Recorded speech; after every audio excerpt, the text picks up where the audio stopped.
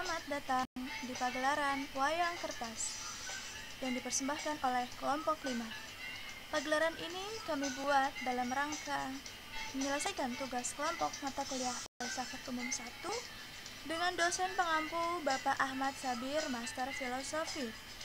Tema yang akan disajikan pada pertunjukan kali ini adalah pokok pemikiran sistematika filsafat dari tokoh Sigmund Freud.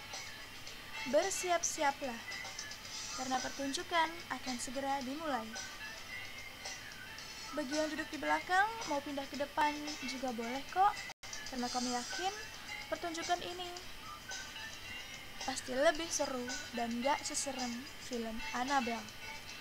And the show will be go on.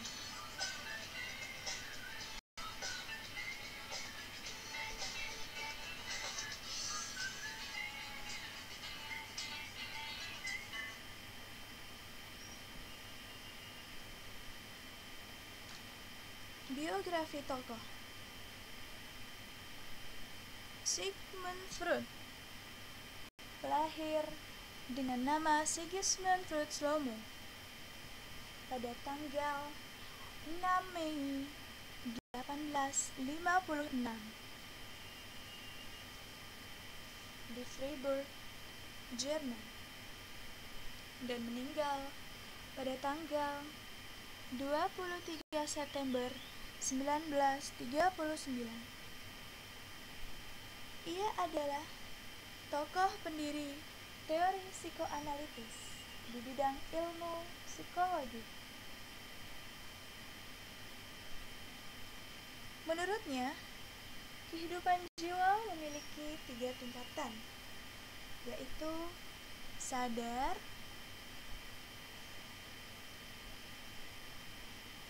tak sadar,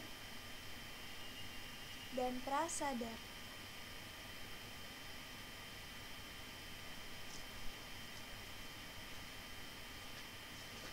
Ayahnya bernama Jacob, seorang pedagang wool yang sudah memiliki 2 anak dari pasangan sebelumnya.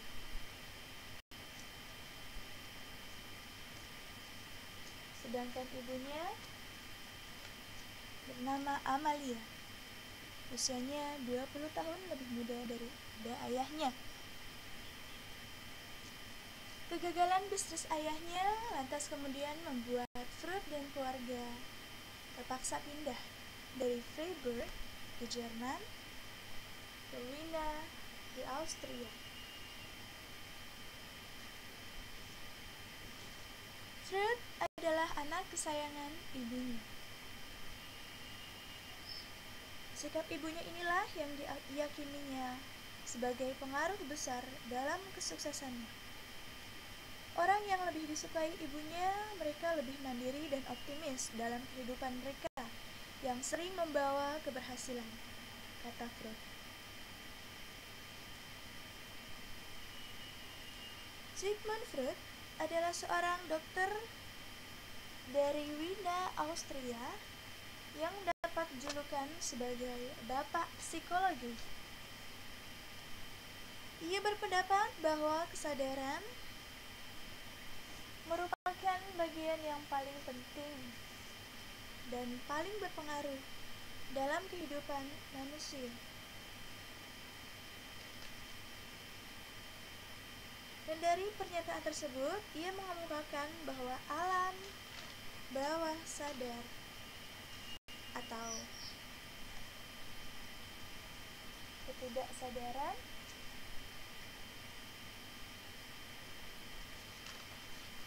adalah bagian terbesar yang membawa pengaruh besar pula bagi keadaan mental masing-masing individu.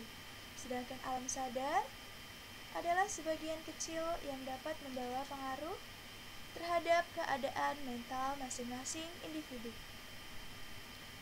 Freud mengembangkan teori psikoanalisanya sebagai suatu metode penyembuhan penyakit kejiwaan, dan dia merumuskan teori tentang struktur pribadi manusia, serta mengembangkan teori psikologi yang bersangkutan dengan rasa cemas, mekanisme mempertahankan diri, rasa tertekan, sublimasi, dan banyak lagi.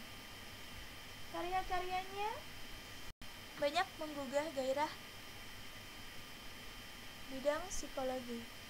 Banyak pula gagasannya yang kontroversial, sehingga memancing perdebatan sengit.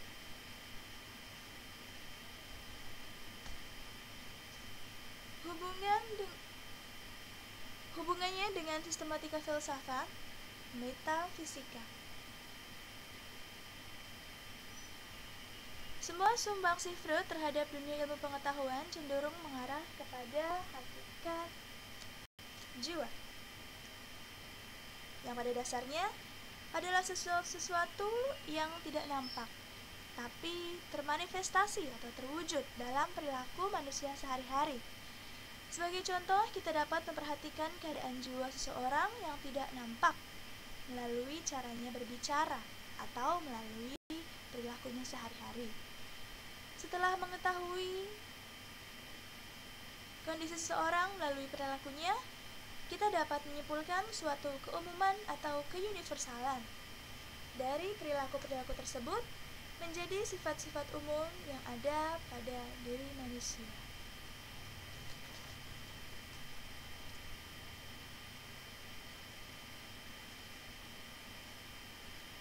Hubungannya dengan sistematika filsafat epistemologi. Epistemologi didefinisikan sebagai cabang filsafat yang mempelajari asal mula atau sumber, struktur, serta metode atau sahnya sebuah ilmu pengetahuan. Ilmu psikologi sendiri baru diakui setelah Wilhelm Wundt mendirikan laboratorium psikologi pertama di Leipzig, Jerman pada tahun 1979.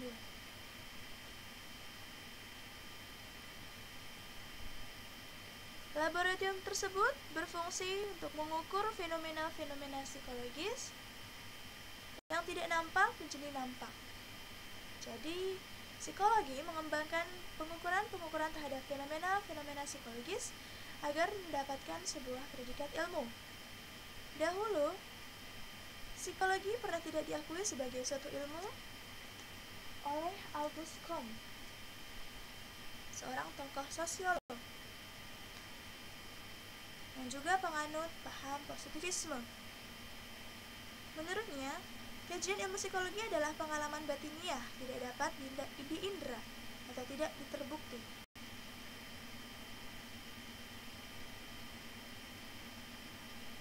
Jika psikologi pernah tidak diakui sebagai ilmu karena kuasa epistemologi, bagaimana dengan psikoanalis? Jawabannya adalah tidak jauh berbeda dari psikologi. Sigmund Freud, pendiri psikoanalis, hidup pada masa Auguste Comte yang mengusung positivisme, lengkap dengan epistemologi yang harus diberlakukan pada semua ilmu pengetahuan. Di tengah penghambaan ilmu pengetahuan terhadap positivisme, Freud mendapat nilai buruk. Epistemologinya diserang. Namun pada pengantar tafsir mimpi, ia merasa perlu menegaskan bagaimana kedudukan epistemologi mimpi dalam pengetahuan ilmiah kontemporer. Pernyataan-pernyataan di atas adalah gambaran real bagaimana besarnya peran epistemologi dalam menilai ilmu pengetahuan. Untuk mengetahui bagaimana epistemologi psikoanalis Sigmund Freud sebagai salah satu aliran psikologi, maka perlu dilakukan kajian lebih dalam mengenai asal-usul atau sumber yang digunakan Freud dalam teori psikoanalisis, kemudian bagaimana strukturnya, dan metode-metode apa yang digunakan oleh Freud untuk mendapatkan teori-teori psikoanalis tersebut. Hubungannya dengan aksiologi. Telaah aksiologi terhadap aliran psikoanalis yang Freud kemukakan ini akan tepat jika didekati dengan teori moral tentang keutamaan dan jalan tengah yang baik dari Aristoteles. Aristoteles mengetengahkan tendensi memilih jalan tengah yang baik antara terlalu banyak dan terlalu sedikit. Sebagai contoh, dalam dunia psikologi, perilaku berani merupakan jalan tengah antara kenekatan dengan kepengecutan. Kejujuran merupakan jalan tengah antara membukakan segala yang menghancurkan dengan menyembunyikan segala sesuatu. Pada dataran rasional, Aristoteles juga mengetengahkan teori keutamaan intelektual dalam keterampilan, seperti efisiensi dan kreatif. Teori moral ini sangat realistik, di mana dalam mengatasi konflik dilakukan dengan mencari jalan tengah yang terbaik. Hubungannya dengan sejarah perkembangan sistematika filsafat. Filsafat adalah sesuatu yang berada di tengah-tengah antara teologi dan ilmu sains. Sebagaimana teologi, filsafat berisikan pemikiran-pemikiran mengenai masalah-masalah pengetahuan definitif. Sedangkan sains ditegaskan bahwa filsafat merupakan pengetahuan yang menyelidiki dan memikirkan segala sesuatunya secara mendalam dan sungguh-sungguh serta radikal.